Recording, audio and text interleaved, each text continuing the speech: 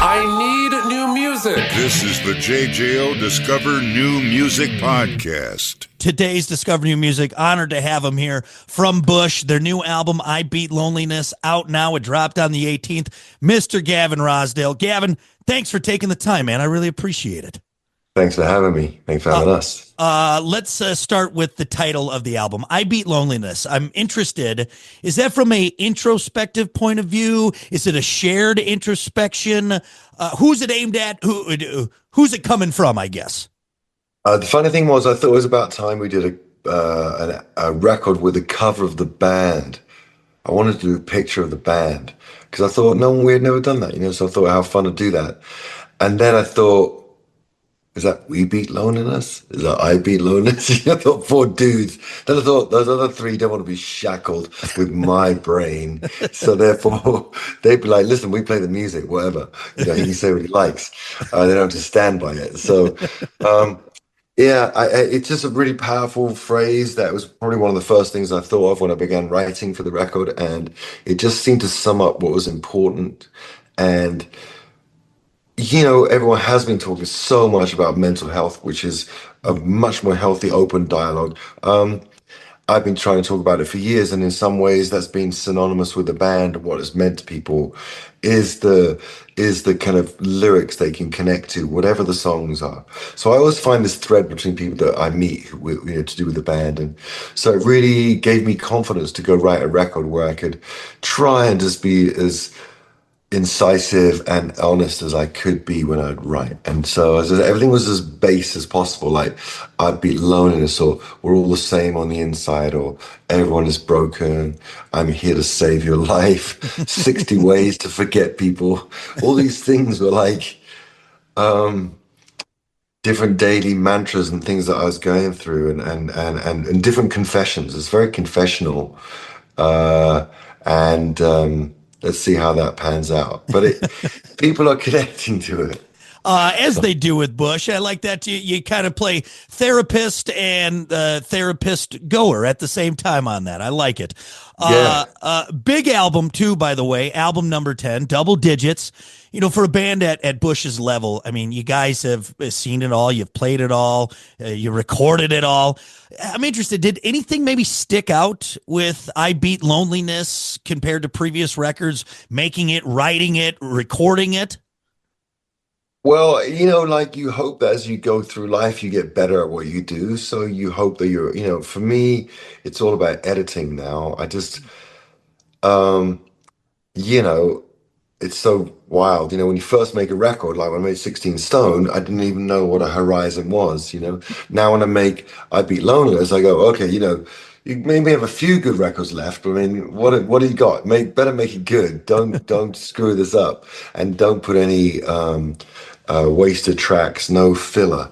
And so it just, it was really fun that each song, it was a different journey into some kind of musical experiment, some kind of put myself in an environment that in my studio, now I got better at engineering, I can just create these worlds and be in those worlds to let those words come out.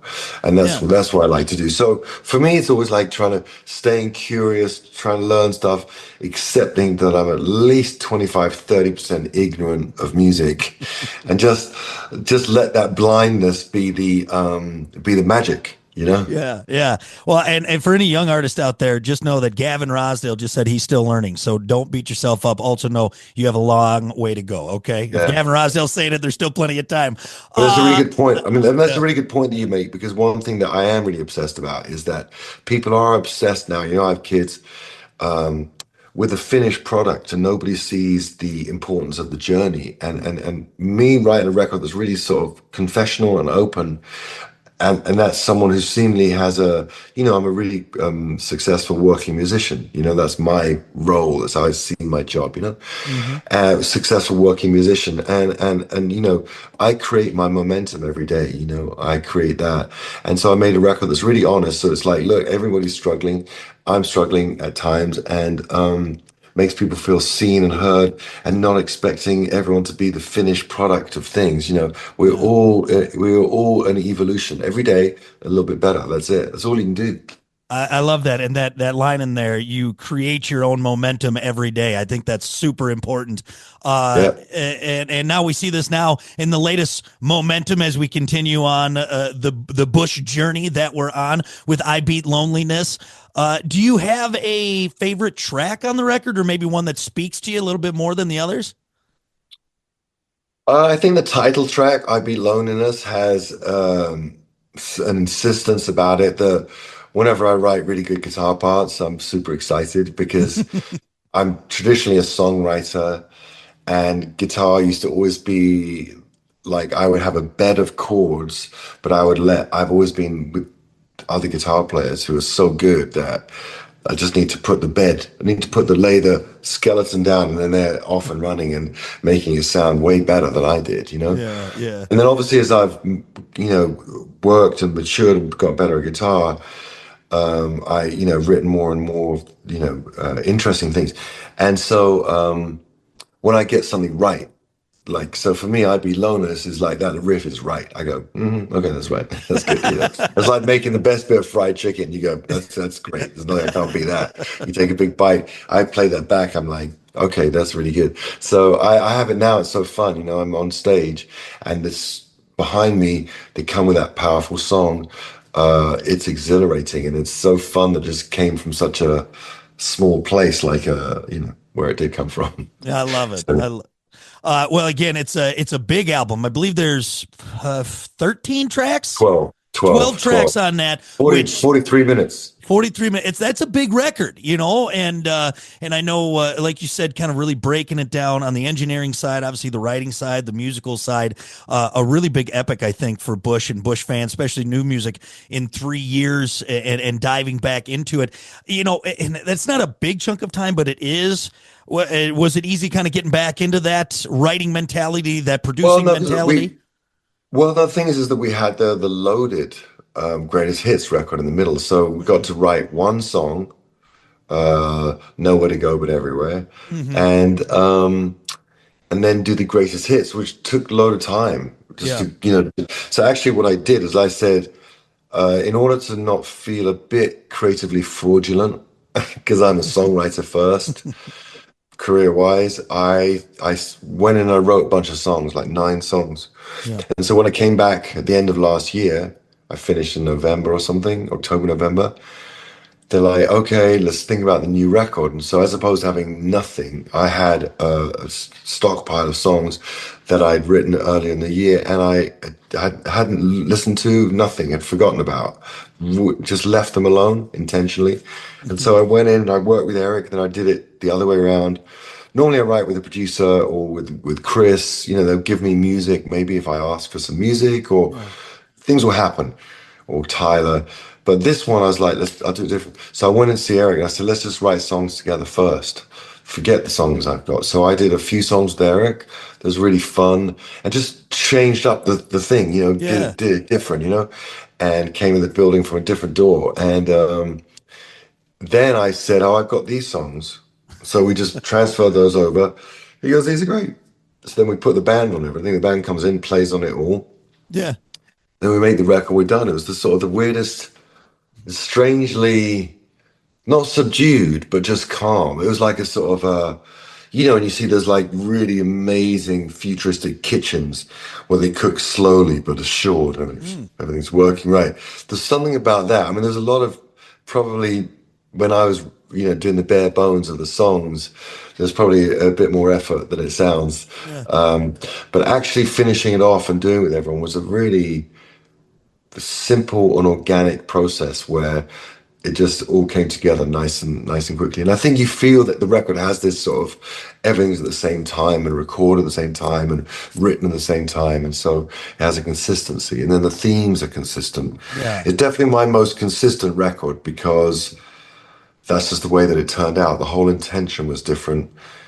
Before I've Yeah. written 20 songs, 25 songs, then you choose the best choruses. Mhm. You choose the best songs, maybe not the best themes. Yeah. You're left on, you go, hey, I meant the thing about the rainforest and the sort of the Ecuadorian jungle. Where's my songs now? And they were abandoned at 17 and 18. They got booted out. So So this was Well, more like, each song was precise. yeah, I love that, and again, when you look at the lineup, and again at the title track and building from that, and that theme there, whether introspective or whoever's taken it, it's interesting to see that ease in it from your or hearing about the ease of it compared to maybe some other things and how well it came together.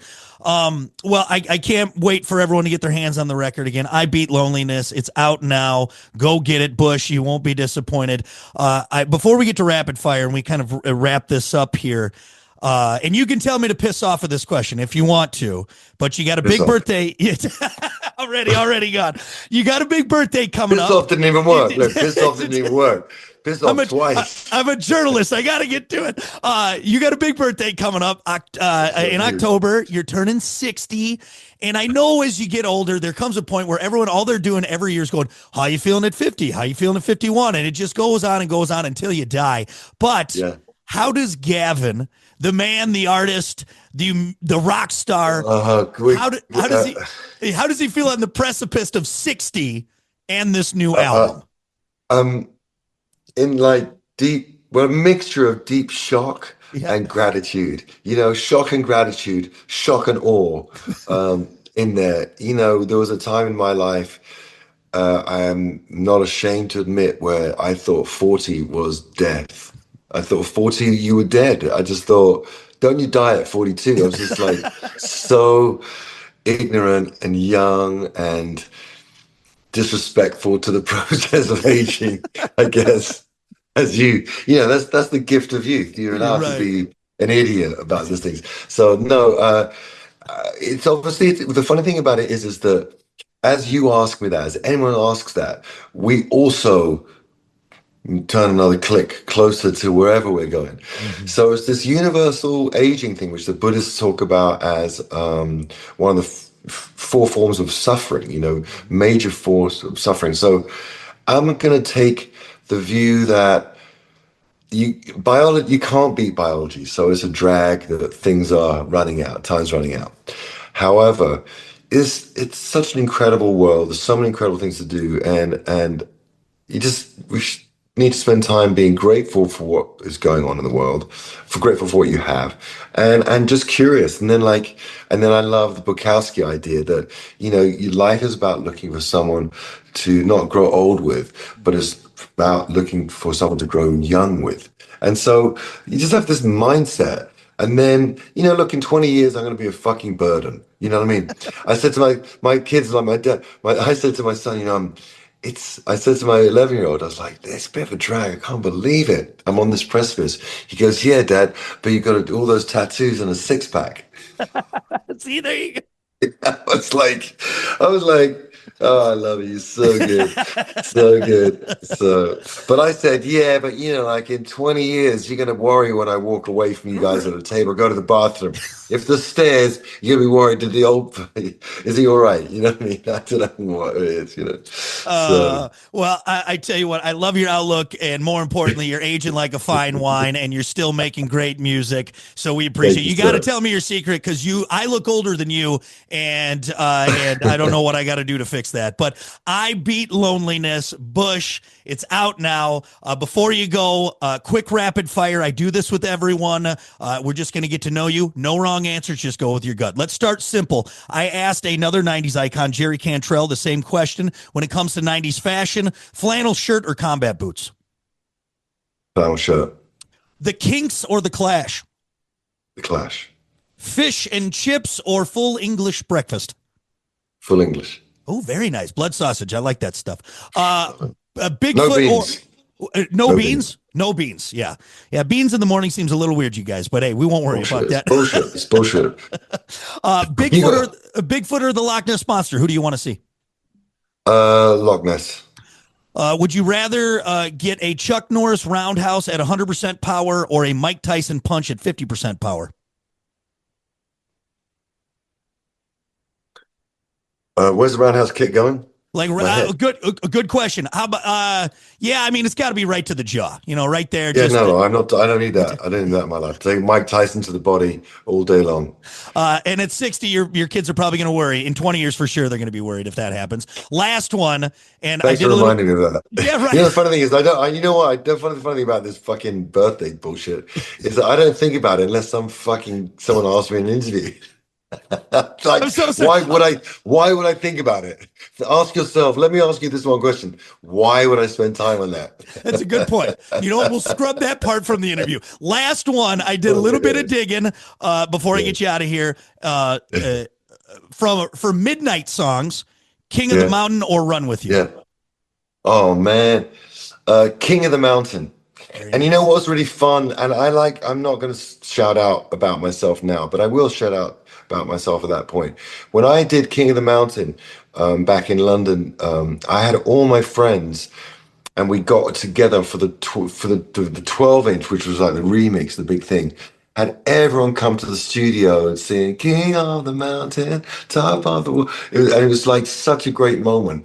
I mean, it went nowhere, and I didn't know what I was doing, and nor did the band. That's why. But we didn't really have a point of view. I think that's what it was. Yeah. Just lacked. It lacked what I sort of. I just wasn't learning how to speak. I just literally decided I should be in a band. 6 months later, I was in a band and I was signed because I had a knack for writing songs. Yeah.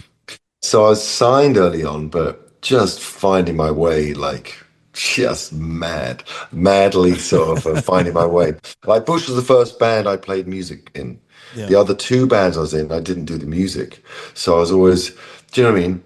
Yeah. Thankfully to them, because I didn't play instruments, but like they did the music they believed in, and then I did the music that I believed in. So that's how it went. It worked out. Well, hey, once you're done listening to Gavin's first band, Midnight, then go get the new record, "I Beat Loneliness" from Bush. Gavin, thank you for humoring me. More importantly, thank you for talking new music, brother. I really appreciate it. Man. Thanks, Rick. Appreciate you. Thank you. All right, buddy. All the best, man. Take care. Listen, rate, share, subscribe. Discover new music now at WJJO.com, in the JJO app, or wherever you get your podcasts. Brock has a new interview every Thursday evening between 6 and 7. 94.1 JJO.